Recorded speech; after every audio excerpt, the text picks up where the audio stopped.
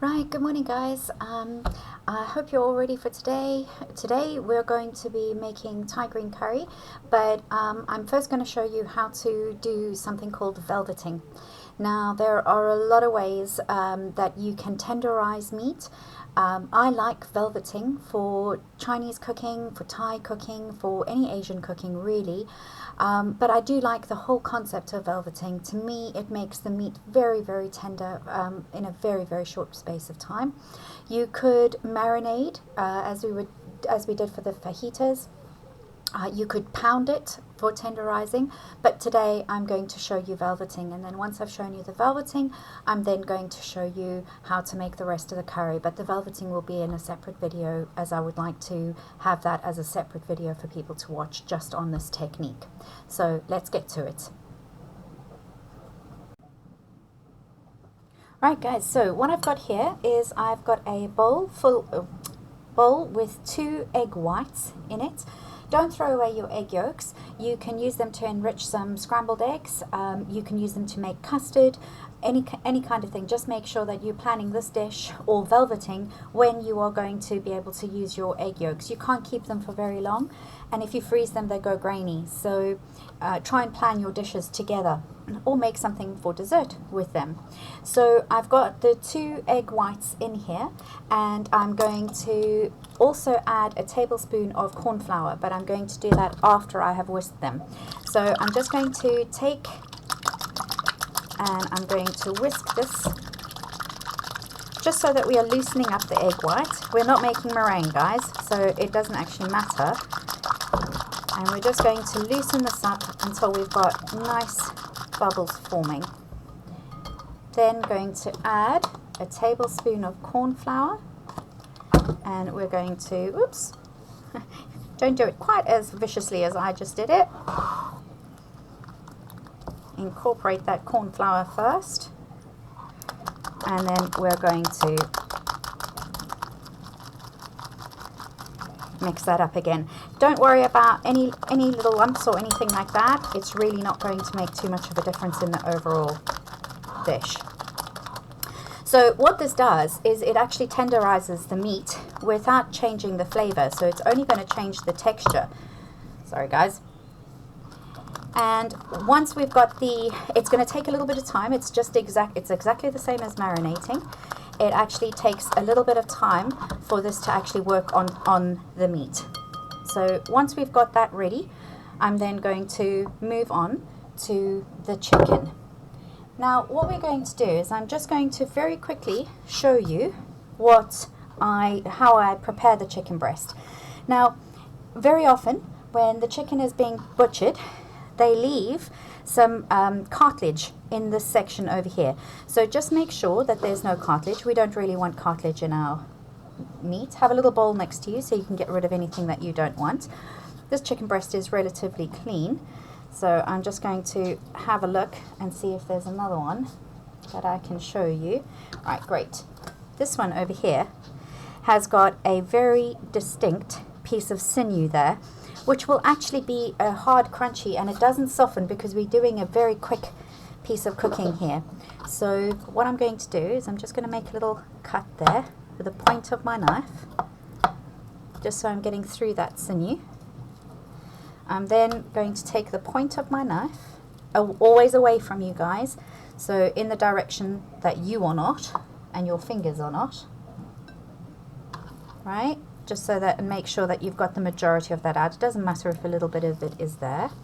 And then I also look to see if there's any visible fat. I don't like it, so I remove it, but you can, there's nothing wrong in leaving it there if it doesn't bother you. Right, I'm just going to check the last one. See here, I don't like that piece of fat, so I actually just slice it off, and my dog gets the treats, so it doesn't go to waste either. And then I just take that very big piece of sinew out there again with my knife. Right, one of the most important things to remember when we are preparing meat is to not cut with the grain. So if you are cutting with the grain, you're cutting lengthways. All right, so if you make long strips like that going down the chicken breast. It is actually the way that the muscle contracts depends on how tough the meat is going to be. So you really, if you want strips, you really want to cut across.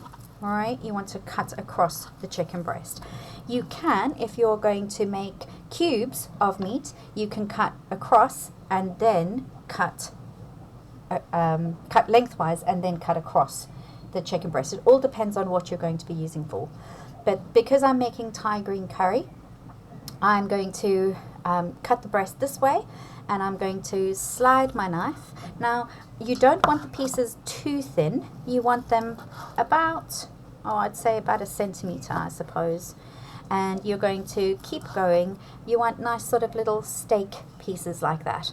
I'm going to do all my chicken breasts, and then I'm going to come back and show you what velveting is. Right, guys, so there you have it. I have chopped all my chicken up, and you can see they're thin strips, right? And when you get to the smaller side or the thinner side of the chicken breast, cut them slightly fatter so that you're trying to get all your pieces pretty much the same size so that they will cook at the same time. So I've got my corn flour and egg white mixture here, and I'm just going to throw all my chicken into that.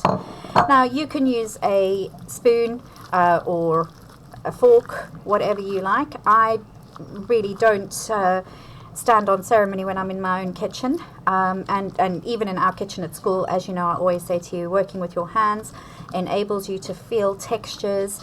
Especially when you're making bread or scones or things like that, you can feel how much more liquid you need, the texture of the dough.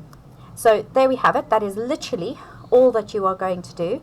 I'm just going to cover it, and then we are going to leave that to the side until we're ready to use it.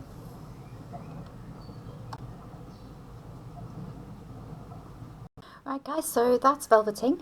I'm going to end this video now, and I'm going to come back and do the Thai green curry in a separate video. Just some important points to note from this video. Please, please, please make sure that you follow all your health and safety rules. Now, I don't have color coordinated boards in my kitchen, but I'm very, very careful when I'm finished with my boards. If I've just used vegetables, I just wash them in ordinary hot soapy water. If I have used any kind of meat on my boards, I generally put them in the dishwasher. Otherwise, I wash them in very, very hot soapy water to make sure that I have killed off any bacteria that may cause a problem later when I use my boards. But generally I put them into the dishwasher. So please make sure that you have 2 boards, one for your vegetables and one for your chicken, and the same with your knives. The reason we do velveting is to protect the meat inside. Now, when we are doing any kind of Asian style cooking, whether it be Chinese, Thai or anything like that, they cook with very, very high heats. And sometimes it's very, very easy for the chicken to dry out. Now, what we've done today is we've used the egg mixture with the cornstarch to coat the outside of the chicken, and that's going to protect the inside of the chicken and the juices on the inside of the chicken. So even if we cook on a very high heat, it's going to keep that tenderness. It takes or needs about 20 to 30 minutes to work, so always do make it your first step if you are going to velvet. You don't have to do this, and you also don't have to use egg whites. It's just my preferred method. You can use shaosing wine, you can use water, but I just like the egg whites. I think that they give a really lovely texture to the end product. When you are using this technique, just be aware that it does change the texture of the meat. If you've ever had Chinese takeaway, you will understand what I mean, but try it for yourself. It really is a great way of doing it, but by no means do you have to velvet. You could pound, and as I said, for fajitas you could use a marinade and put a marinade on the meat for a while. So try it, let me know how you go, and compare. See you soon guys, bye.